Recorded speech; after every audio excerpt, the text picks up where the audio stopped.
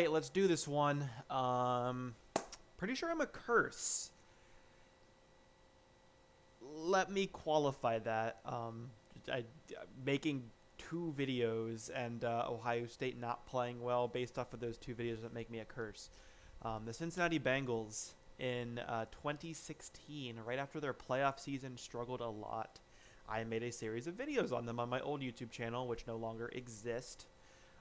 And they have been god awful. Haven't won more than 7 games in a season since I made those videos during that season. That's been 5 years. I mean, 5 years, especially with Joe Burrow now. I think the rebuild's along the way, but Ohio State. When I made the first video, the Michigan video, they had 5 losses on the year, and they are now at 8 losses since that video. So, Ohio State fans, if you're angry about this Illinois loss, thank me. Actually, no, thank the Illinois Fighting Illini because they played a hell of a game today.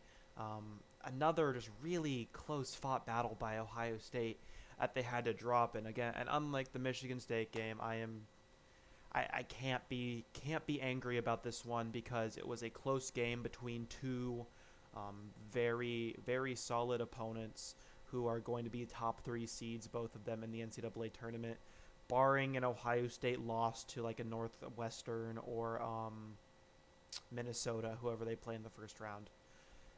So let's get into it. Let's talk about it for a little bit. I skipped the Iowa game last week. I talked about that in my last 2K video. Said game sucked, and that's all I said about it. That's all I'm going to say about it. Let's talk about this game, though. So the first half, Kofi Cockburn and Ayo Dosunmu really, just, Illinois as a whole, their percentages they just went off. I think they shot 63% from the field. Cockburn went crazy. I don't think Dosunmu missed with his Batman mask on. Cool for him that he he went off with that on still.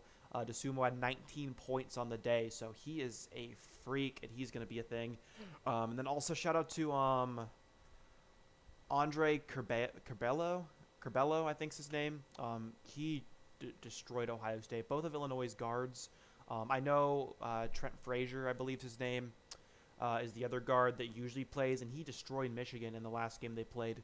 But Curbelo, Dosunmu, and Frazier. That's an excellent group of guards Illinois has there.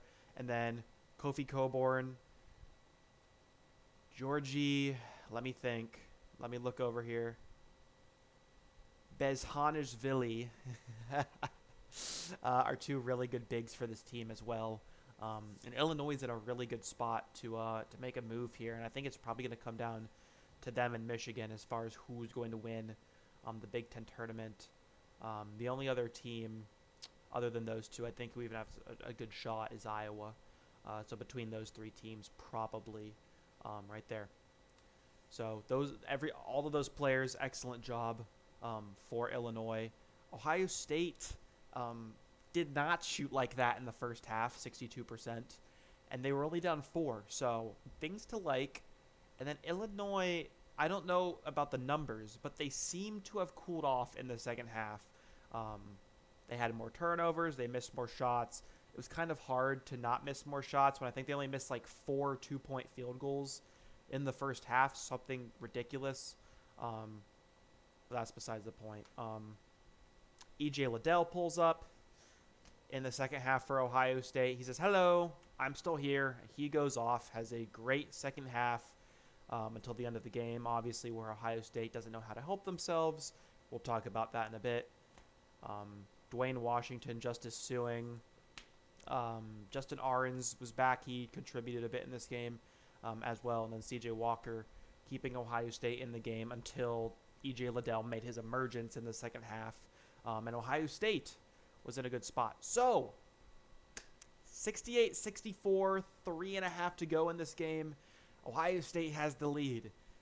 The game ends 73-68. I don't know. This happens over and over with this team. Purdue, it happened. Northwestern, it happened. Michigan to an extent, although that game, like, it wasn't Ohio State's to lose, but they had the lead against Michigan late. And they lost this one to Illinois. Um, Essentially, the only real games at Ohio State, and then also against Michigan State, they had a big lead late. So 5 of their games, they led for a decent portion of the game. And at the end of the game, they just did not make shots. Whenever a team makes a big 3 late to go up 3 on Ohio State, they don't really answer. And that's where you need to find something to manufacture offense. The answer: Dwayne Washington is a great player. He is talented. The answer is not him chucking up threes hoping they go in, because against Big Ten defenders like Ayo Dosunmu, they definitely will not. They will not go in against Franz Wagner, Ayo Dosunmu. Even the Iowa guys who don't even play defense that well, they're not going to just let you do that. So that's frustrating. And then EJ Liddell, bless his heart.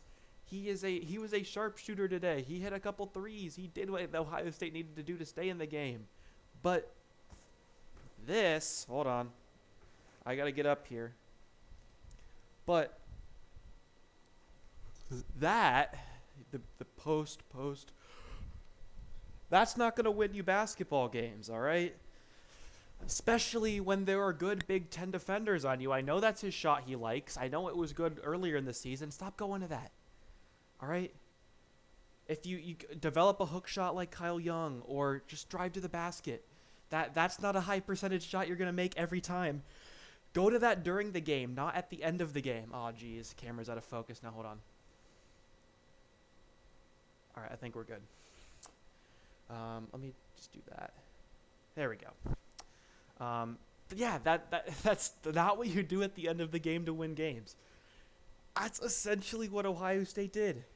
Is they turned the ball over. Justice Sueing fouled out, so your one guy who was driving to the basket who does it effectively, he's gone. CJ Walker can't drive to the basket. He wasn't driving to the basket this game. CJ Walker, I'm not a CJ Walker guy as an Ohio State fan. He was fine this game, to be honest.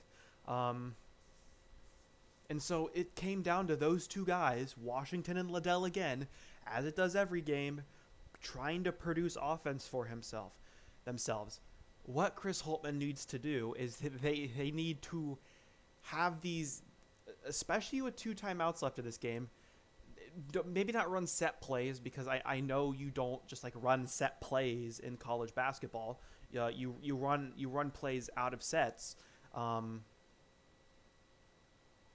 you need to have some plays to go to at the end of the game that isn't essentially Washington heaving up a 3 or Liddell posting up, isn't quite strong enough to get to the basket, turns around, and doesn't go. Because those aren't high percentage shots, and those are never going to go in, especially when Illinois has a 3-point lead. Try and manufacture a 3. That's why you have Justin Ahrens. That's Dwayne Washington's whole thing. So try and manufacture something around Liddell. Make teams think Liddell's going to do that stupid turnaround jumper that doesn't work in the clutch. Get it to Dwayne Washington. He hits open shots.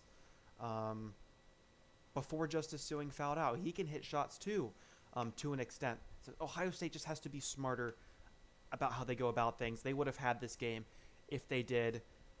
Going ice cold, not being able to make a shot at the end of the game doesn't help either.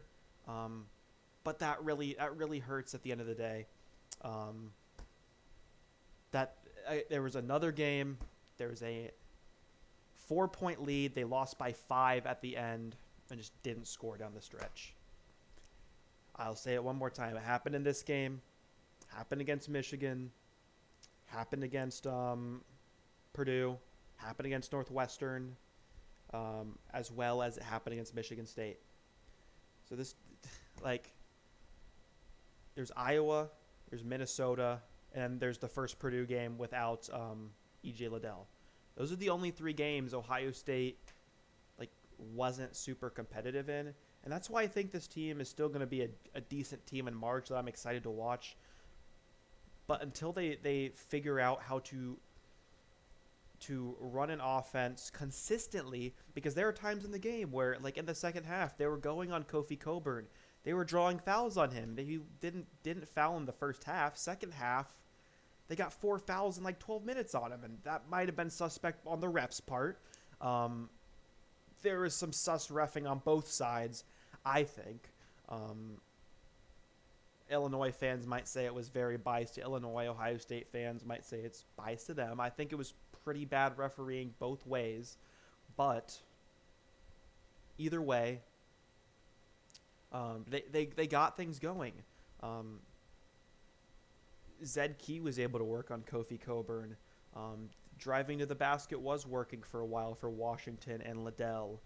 I think Kyle Young could stand to get more involved. And same with Seth Towns, even though he's still a little ouchy from earlier in the year. They just need to figure out more ways to manufacture offense late in the game. Because they can do it throughout the game. That's why they were in this game at the end. They were in the Michigan game at the end. Because they are a good basketball team, and they should be able to make an Elite Eight run in March. But they have to do a little more. So that's pretty much all I have to talk about today. Thank you guys so much for watching. I've been Mo Sports Network. Hopefully, very hopefully, because you're not going to see a happy me if I have to come here and do one of these after Minnesota or Northwestern. Hopefully this is the last one of these we do after a loss. Hopefully this 4-game losing streak ends here. But that's all from me today. Thank you guys so much for watching. I will see you guys next time. Peace out.